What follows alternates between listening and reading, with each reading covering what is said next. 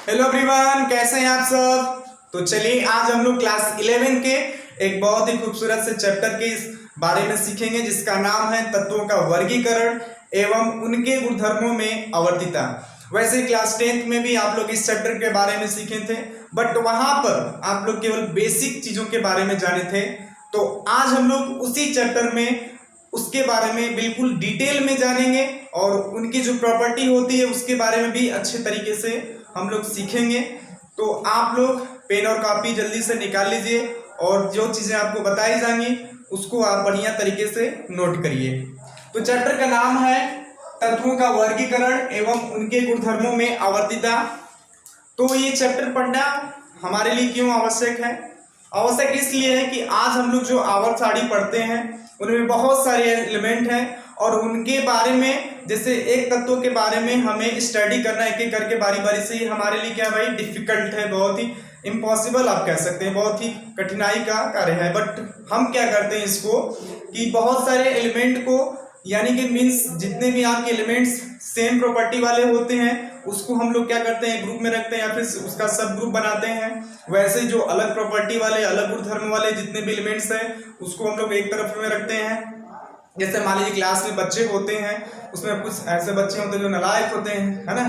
कुछ बच्चे होते हैं जो आपके अच्छे तरीके से व्यवहार करते हैं, या फिर अलग अच्छे बच्चे होते हैं तो उनको एक तरफ हम बिठाते हैं। एक तरफ बच्चे जो नालायक वाले होते हैं, एक तरफ हल्के दुष्ट होते हैं, है ना, तो उनको भी एक तरफ में बिठाते हैं। तो वैसे ही क्या करते हैं हम, जो सेम प्रॉपर्टी वाले मीन्स जो समान गुणधर्म वाले जितने भी आपके तत्व हैं उनको एक तरफ रखा जाएगा और बाकी उनसे अन्य जो प्रॉपर्टी उन वाले जितने भी एलिमेंट्स होंगे उनको एक तरफ रखा जाएगा। तो इसी तरह करके हम लोग एक तत्व के बारे में सीख करके अनेक तत्वों के बारे में भी जान सकते हैं। ये हमारे लिए बहुत ही आसान रहेगा जितने भी आपके एलिमेंट्स इस समय हैं आवर्त सारणी में उनके बारे में जानना।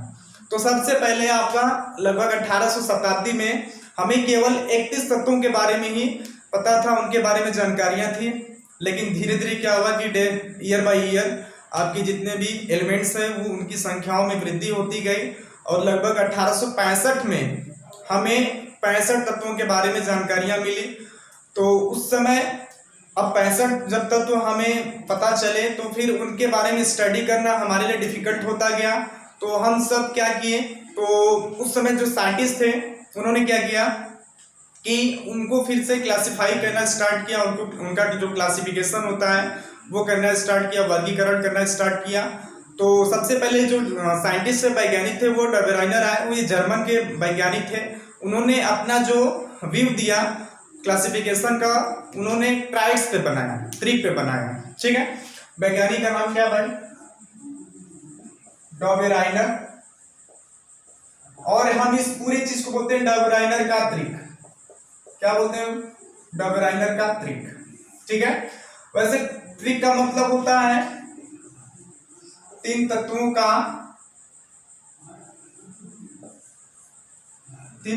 का समूह। क्लियर है? तीन तत्वों का समूह त्रिक का मतलब होता है, इसको इंग्लिश में हम लोग ट्राइड्स बोलते हैं, ठीक है। ग्रुप ऑफ 3 एलिमेंट्स जिसको बोलते हैं। तो तीन तत्वों को उन्होंने लेकर के क्या बताया कि उन्होंने एक लॉ बनाया, इसके ऊपर एक नियम बनाया। और नियम में उन्होंने क्या बताया कि मान लीजिए कोई ए एलिमेंट है, बी एलिमेंट है और सी एलिमेंट है, तीन तत्व ऐसे उन्होंने उठाए। और उसके बाद उन्होंने क्या बताया कि सपोज हमें बी का एटॉमिक वेट जानना हो, मीन्स परमाणु भार जानना हो, तो उन्होंने कैसे बताया? बी का परमाणु भार, ठीक, क्लियर है। अगर हमें बी का परमाणु भार ज्ञात करना हो तो हम परमाणु भार का योग करेंगे, हम परमाणु भार का योग करेंगे। किसका? ए और सी का, मीन्स ए और सी का परमाणु भार को ऐड करके 2 से डिवाइड कर देंगे, 2 से भाग देंगे, तो हमें बी वाले परमाणु भार के बारे में पता चल जाएगा। ए और सी का यदि हम माध्य निकालें तो बी का हमें क्या पता चल जाएगा? बी का परमाणु भार। और सबसे पहली बात वहां पर क्या था कि भाई सबसे पहले डबराइनर यहाँ पे जब आए क्लासिफाई करना स्टार्ट किया तो उस समय बड़ी बात ये थी कि उन्होंने सबसे पहले इस चीज को स्टार्ट किया, मीन्स क्लासिफाई करना स्टार्ट किया, ठीक है। सबसे पहले उन्होंने कदम रखा कि तत्वों का वर्गीकरण कैसे किया जाए। और उन्होंने क्या किया कि जो तत्वों का वर्गीकरण करना स्टार्ट किया वो बेस्ड था एटॉमिक वेट पर, यानी कि परमाणु भार पर आधारित था। उन्होंने आधारित करके इस नियम को बताया। उन्होंने त्रिक बनाया। त्रिक में उन्होंने क्या बताया, भाई 3 तत्वों का समूह लिया जिसमें यदि बीच वाले तत्वों का परमाणु भार ज्ञात करना हो तो कॉर्नर वाले मीन्स ए और सी के परमाणु भार को ऐड करके 2 से डिवाइड कर दिया, तब हमें मिल जाएगा बीच वाले तत्व का परमाणु भार। ठीक है। एग्जाम्पल में उन्होंने क्या लिया, मीन्स एग्जाम्पल में क्या लिया, सबसे पहले लिथियम, सोडियम और पोटेशियम लिया। सोडियम का एटॉमिक नंबर 7 हुआ, इसका 23 हुआ, इसका क्या हुआ 39 हुआ। ठीक है, क्लियर है। तो जब हमें सोडियम का फाइंड आउट करना था भाई एटॉमिक वेट मीन्स परमाणु भार, तो 7 को और 39 को ऐड करके 2 से डिवाइड कर दिया उन्होंने, तो कितना आया, ये आपका 46 हो जाएगा। ठीक है, ये 46/2 हो जाएगा, तो कितना आएगा 23 आएगा।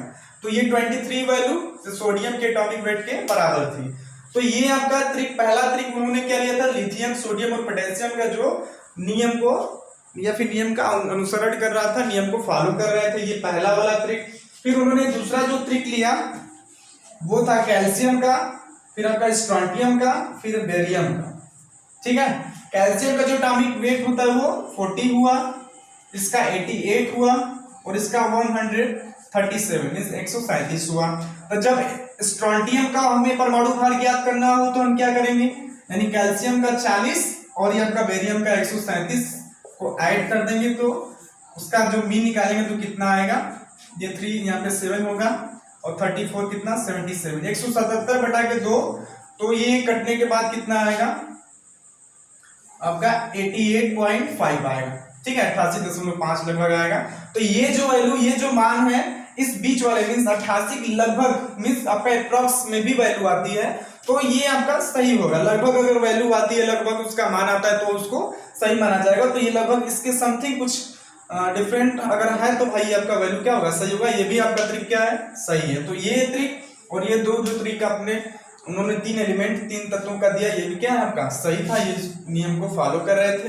फिर उन्होंने जो तीसरा वाला ट्रिक लिया, जो तीसरा एलिमेंट का जो समूह लिया, उसमें था आपका क्लोरीन, ब्रोमीन और आयोडीन। क्लोरीन का हम लोग जानते हैं भाई 35.5 होता है, इसका 80 होता है और इसका 127 होता है। तो जब ब्रोमीन का हमें ज्ञात करना है परमाणु भार, तो क्या करेंगे, 35.5 प्लस 127 को ऐड कर देंगे और 2 से डिवाइड कर देंगे, मींस भाग दे देंगे।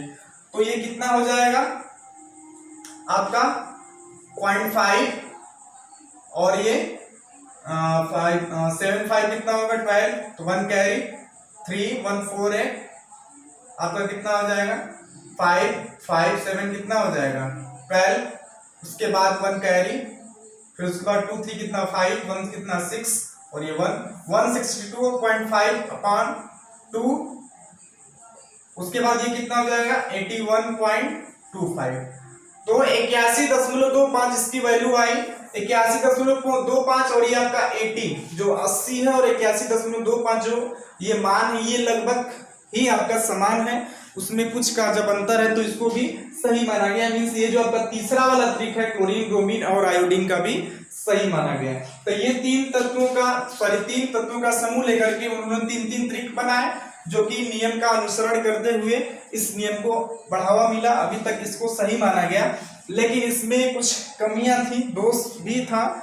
दोष क्या था कि सभी ज्ञात तत्वों में उनका जो ट्रिक बना था वो उस पर वो फिक्स नहीं हो पाया, निश्चित नहीं हो पाया।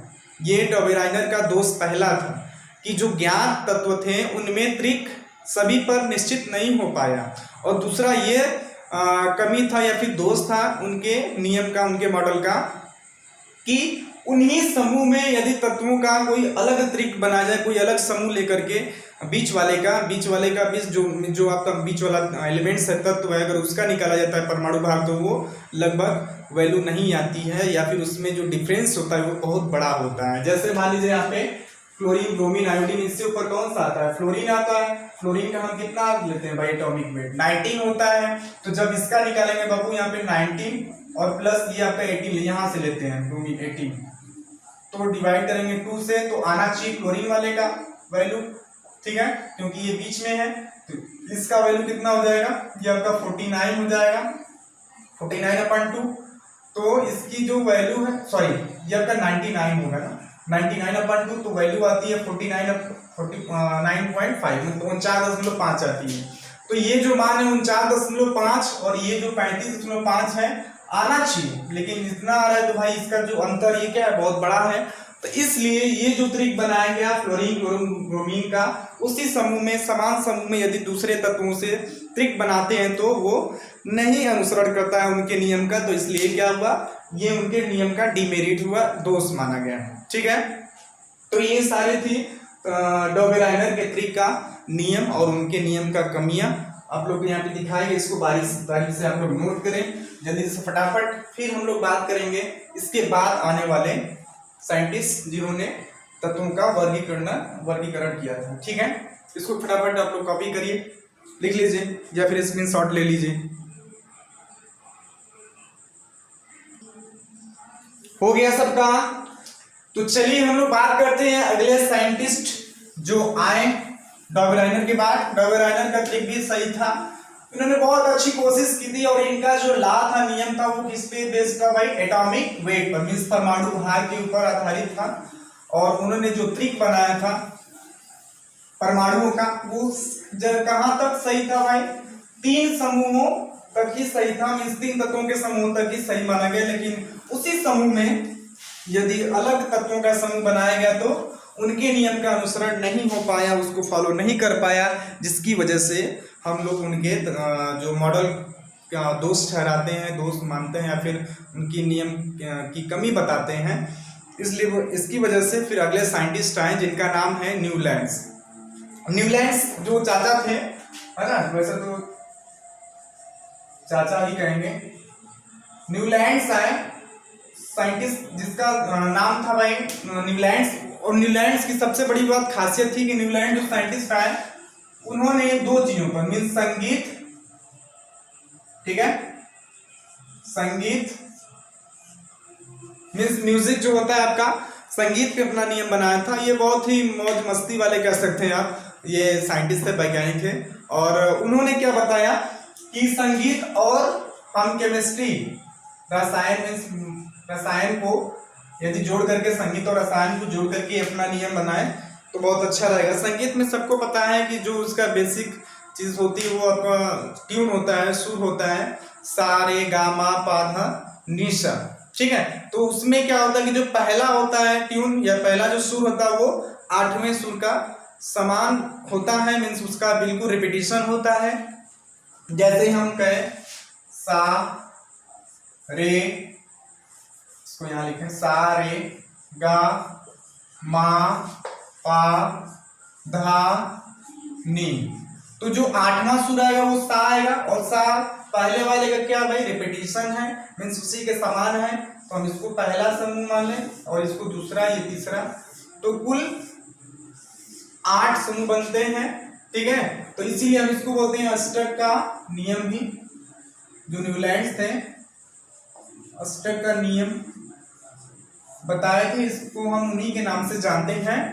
तो उसमें क्या है कि जिस समय ये अपना लॉ बताया था, जिस समय इन्होंने अपना मॉडल बताया था, तो उस समय जो नोबेल गैस आपकी है, नोबेल गैस की खोज नहीं हुई थी, डिस्कवर नहीं हुई थी उस समय। तो हम लोग यहाँ पर जो नियम पढ़ेंगे, उन्होंने जो अपना नियम बताया था वो ये था कि जो परमाणु क्रमांक होते हैं उनके बढ़ते हुए क्रम में उन्होंने रख करके ये नियम बनाया था। तो परमाणु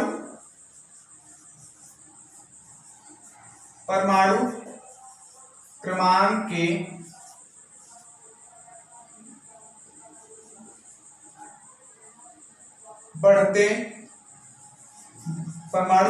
के बढ़ते हुए नियम पर आधारित था उनका ये लॉ मॉडल। तो उसमें सबसे पहला जो एलिमेंट था वो था आपका लिथियम। वैसे तो आपका हाइड्रोजन होना चाहिए, बट ये एनसीईआरटी में मेंशन नहीं किया हुआ है। और हम लोग जो पढ़ रहे हैं, जितने भी आपको मॉडल बताए जाएंगे उनमें हम एनसीईआरटी को ले करके बताएंगे, क्योंकि जितने भी आपके कंपटीशन एग्जाम होते हैं या फिर कुछ भी बोर्ड एग्जाम है आपका, तो एनसीईआरटी पर ही बेस्ड होता है, तो एनसीईआरटी की बात हम लोग ज्यादा मानेंगे। वैसे साइड बुक में देखें तो यहाँ पे हाइड्रोजन को भी मेंशन किया होता है, तो हम लोग हाइड्रोजन को नहीं दिखेंगे।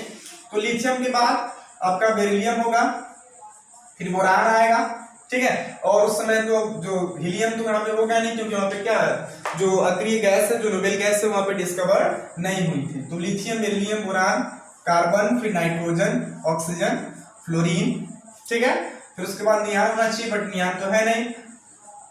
उसके बाद सोडियम, फिर मैग्नीशियम, एल्यूमिनियम, सिलिकॉन, फिर आपका फास्फोरस, सल्फर, फिर यहाँ पे क्या होगा भाई, क्लोरीन। क्लोरीन के बाद आपका नोबेल गैस होती है आर्गन, तो आर्गन तो है नहीं। फिर पोटेशियम, उसके बाद कैल्शियम। तो ये सारे एलिमेंट्स थे, ये सारे तत्व थे। उसके बाद फिर हम लोग इनको इस प्रकार से समूहों में क्लासिफाई किया था। तो हमें ये जानना जरूरी है कि उन्होंने क्या बताया था अपने नियम में। उन्होंने ये बताया कि जो पहले वाले समूह में जो एलिमेंट हैं उनका उसी समूह में, मीन्स जो 8वां वाला उसके बाद जो एलिमेंट आएगा उसी का बिल्कुल समान होगा। मीन्स उसकी जो फिजिकल और केमिकल जो प्रॉपर्टी है वो क्या है भाई, समान है। मीन्स उसकी जो रासायनिक और भौतिक गुण है वो बिल्कुल उसी के समान होंगे, उसके 8वें का, ठीक है। अगर कोई भी आप पहला मान लो एलिमेंट मान के चलेंगे, जस्ट उसी के 8वां जो बाद वाला एलिमेंट होगा, जो तत्व होगा, उसका रासायनिक और भौतिक गुण उसी के समान होगा। जैसे ये मान लो पहला है, तो ये दूसरा, तीसरा, चौथा, 5वां, 6वां, 7वां, फिर इसके बाद ये 8वां। तो इसके समूह में जो भी आपका तत्व आएगा उसकी जो समानता क्या होगी, बिल्कुल समान होगी। किसमें, फिजिकल में और केमिकल प्रॉपर्टी में। तो वैसे अगर मान लें हम इसको पहला तत्व, तो ये दूसरा, तीसरा, चौथा, 5वां, फिर ये 6वां, 7वां, ये 8वां। तो बोरान के बाद जो 8वां तत्व एल्यूमिनियम है, इसकी रासायनिक और भौतिक गुण की जो समानता होगी बिल्कुल इसके समान होगी, ठीक है। तो इसी नियम पर उन्होंने, या फिर इसी लॉ के ऊपर उन्होंने अपना मॉडल बनाया था कि जो पहला तत्व होगा उसी के 8वें तत्व के फिजिकल और केमिकल प्रॉपर्टी उनकी बिल्कुल क्या होगी, समान होगी। और उन्होंने जो मेन चीज के बारे में बताया तो वो था पीरियोडिसिटी, आवर्तीता के बारे में। आवर्तीता किसको बोलते हैं भाई,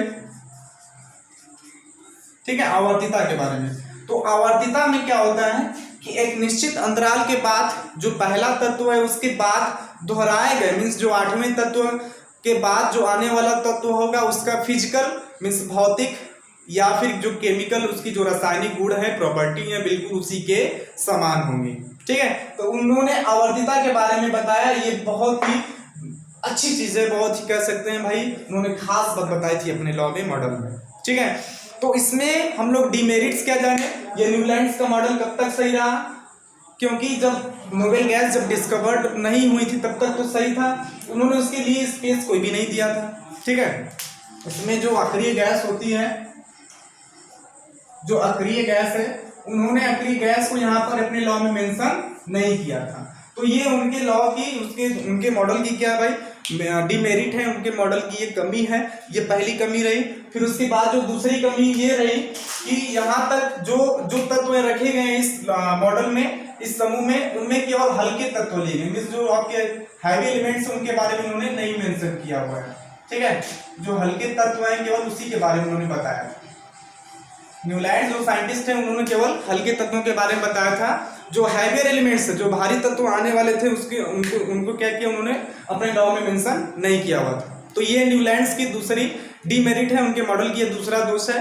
तो इसको लेकर के फिर हमने, या फिर जो आने वाले साइंटिस्ट थे उसको क्या किया भाई, इस मॉडल को अपने रूल से हटा दिया। इसको हटाने के बाद जो अगले साइंटिस्ट थे वो आपके मेंडलीव थे, मोज़ले थे। फिर हम लोग क्या करेंगे, फिर नेक्स्ट वीडियो में मोज़ले और मेंडलीव के बारे में पढ़ेंगे, जानेंगे फिर कि क्या क्या उन्होंने अपना पीरियोडिसिटी के बारे में, या फिर जो आपका पीरियोडिक टेबल होता है आवर्त सारणी में कैसे एलिमेंट को क्लासिफाई किया, ठीक है। तो आप लोग पढ़ाई करते रहिए, आगे जितने भी आपको प्रॉब्लम होती हैं उसके बारे में आप लोग हमें कमेंट जरूर करें, उसको फिर हम आप लोग सॉल्व करने की कोशिश करेंगे मिल करके। तब तक आप लोग पढ़ाई करते रहिए। All the very best.